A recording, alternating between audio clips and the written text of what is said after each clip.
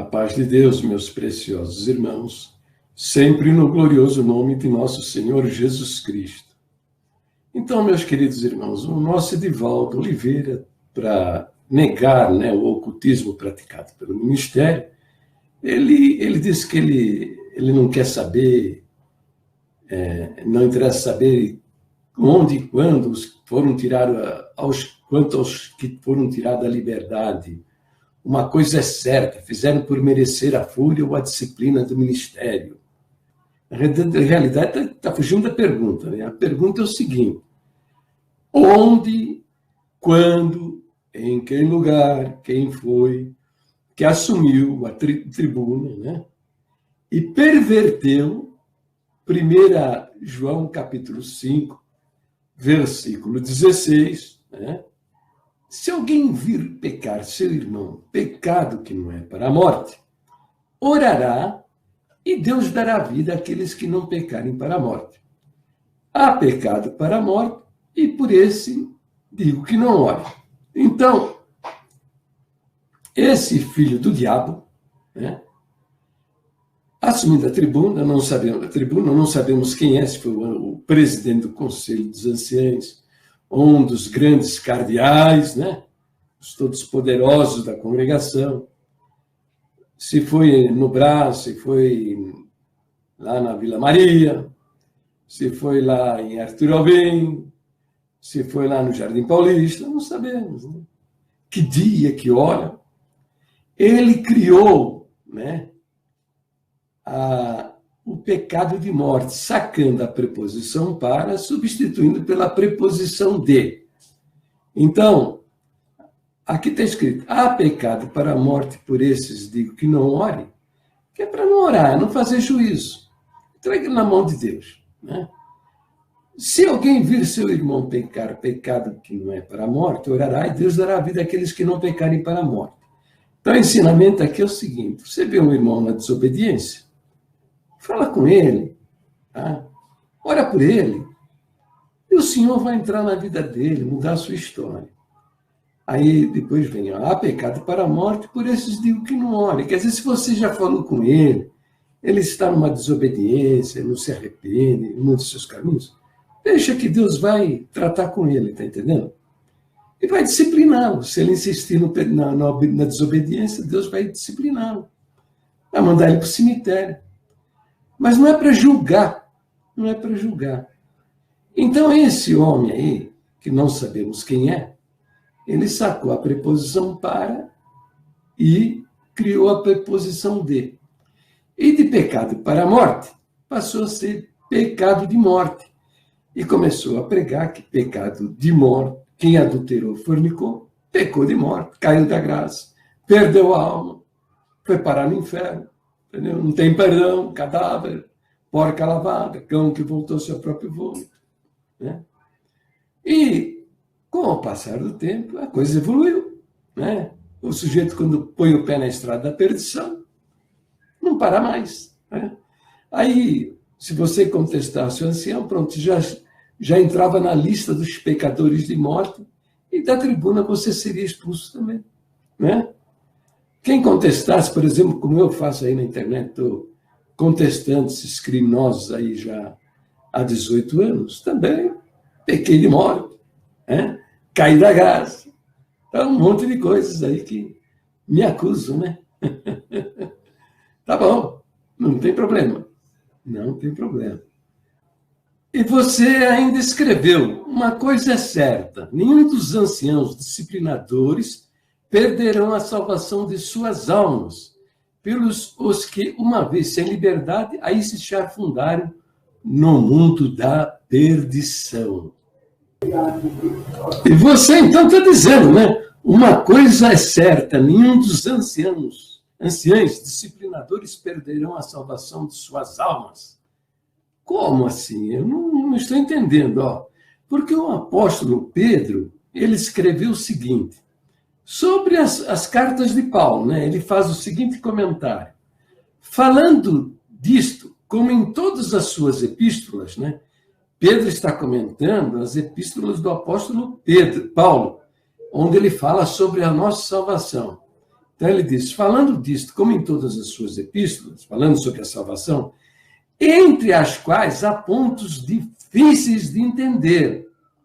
Então, as cartas de Paulo, elas são muito eruditas, entende? Então, Pedro reconhece, há pontos difíceis de entender, que os indoutos e inconstantes torcem. O que é torcer a Escritura? Né?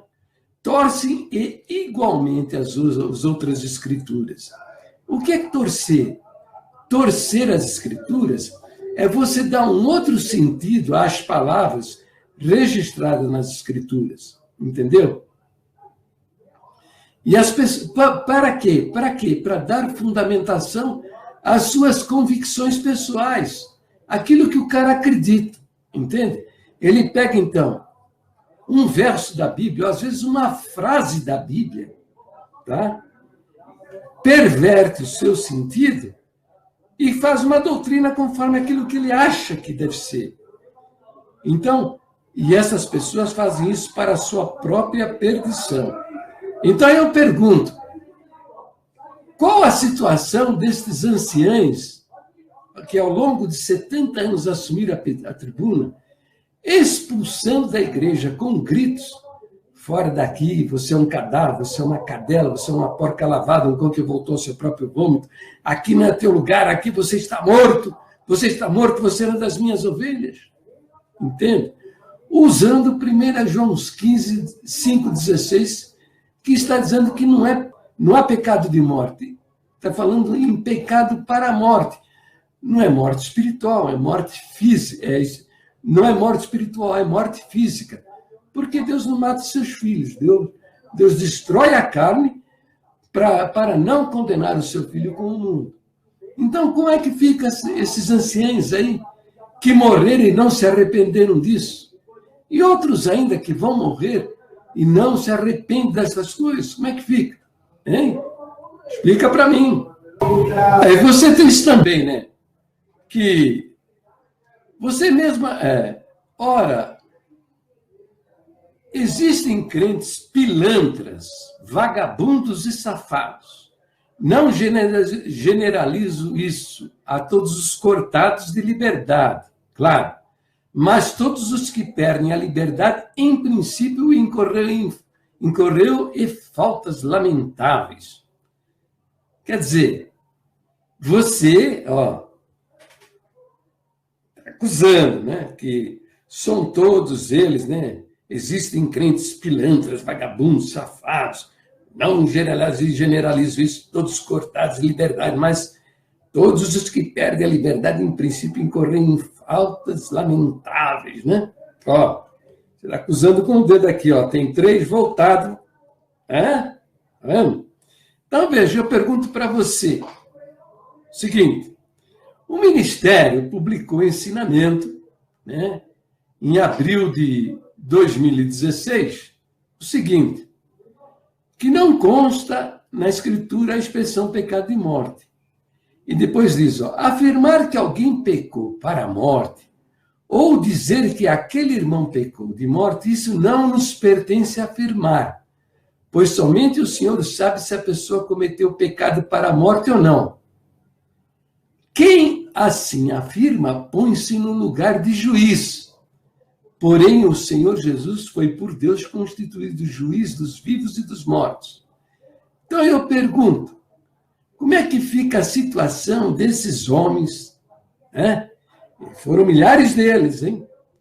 Que assumiram a tribuna, colocando-se no lugar de Deus para condenar pessoas, expulsando-as da igreja, dizendo que são cadáveres, estão mortos, cães e cadelas que voltaram ao seu próprio vômito, que estão fedendo, fora daqui, né? Mais das minhas ovelhas, aqui não é teu lugar. Como é que fica a situação desses homens que assumiram o lugar de Deus para julgar e condenar pessoas? Hein? Eu quero que você me explique isso. Por favor, me ajuda aí, tá? Me ajuda aí. E também milhares que estão fazendo isso ao longo nesse Brasil afora e no exterior também, assumindo o lugar de Deus. Como é que fica a situação destes homens? Explica para mim. Quero entender isso. Você diz também, a todos os cortados de liberdade, claro, mas todos os que perdem a liberdade, em princípio, incorreu em faltas lamentáveis. Isso não é verdade. Isso não é verdade, tá? Muita gente foi expulsa do templo, tá? Perdeu a liberdade e alguns foram expulsos do templo, porque simplesmente não tinham consciência de uma situação contraditória. Por quê? Porque na congregação não se ensina nada a ninguém. O batismo, no batismo, batizam bêbados, drogados, viciados, homossexuais, adúlteros, pessoas em situações conflitantes, pessoas em situação contraditória, e não são ensinados a respeito de nada. E lá para frente é descoberto essa situação e são assassinados, são expulsos dessa maneira também. Tá? E tem outra coisa também. Se no final do culto você chamasse a atenção do ancião dizendo, meu irmão, isso que você pregou essa noite não está na palavra de Deus e isso nem é das nossas doutrinas. Pronto. Você já blasfemou da palavra que Deus deu na boca dele. Entendeu? E você já era colocado na lista. Então, como é que é isso? Qual a situação destes homens? É verdade que eu estou falando ou não? É verdade, eu tenho casos para provar. Tá? Tenho casos para provar. Tá bom? Como é que fica essa situação desses anciãos? Na realidade, esses homens são cegos guiados por outros cegos, porque a palavra de Deus não permite isso, em hipótese alguma, dizer que uma alma está perdida, condenada por toda a eternidade, caiu da graça. Essas baboseiras todas, né? Explica para mim, eu quero saber como é que é isso. E ainda você diz, né? Você diz, veja o que você diz, terminando o seu comentário. Você sabe disso. Não me leve a mal. Nada que lhe contradigo é pessoal. Bom,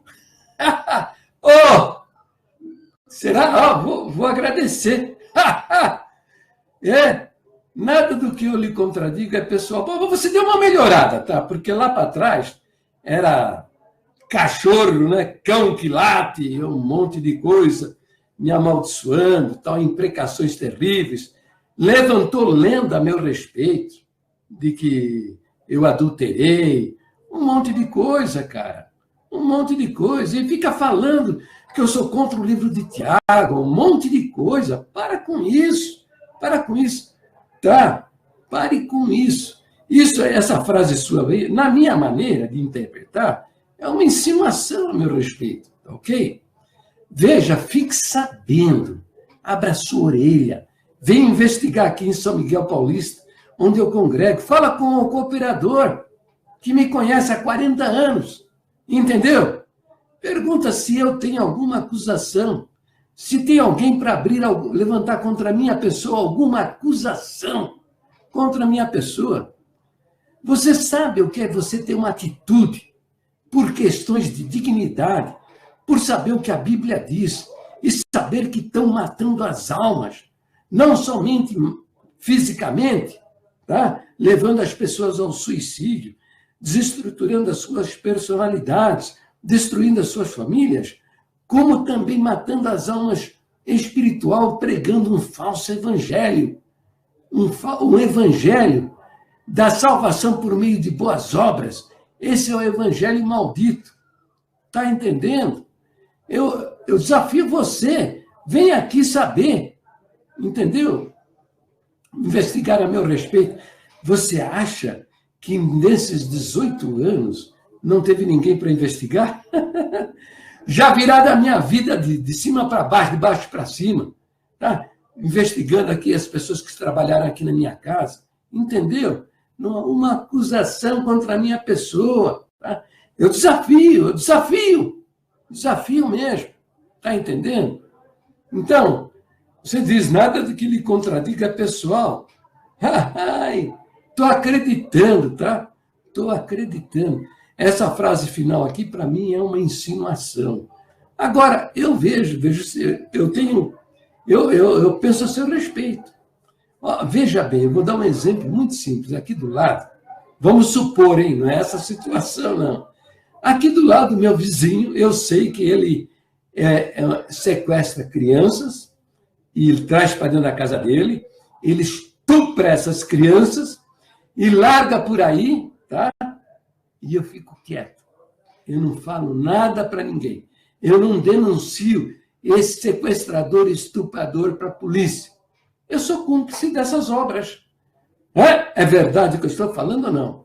Eu pergunto para você na defesa desses criminosos, você também é cúmplice destas obras. E você vai responder por elas. Você vai responder por elas. Não, eu não consigo entender diferente. Recomendo, se arrependa, se converta, meta a sua cara no chão, tá? E abandone esse seu fanatismo religioso, tá? Essa sua cegueira espiritual. Examina com cuidado as coisas que eu estou falando. Examina com cuidado. Se você quer ver a face de Deus como ela é, tá? Porque senão é condenação eterna. Não tem saída, rapaz.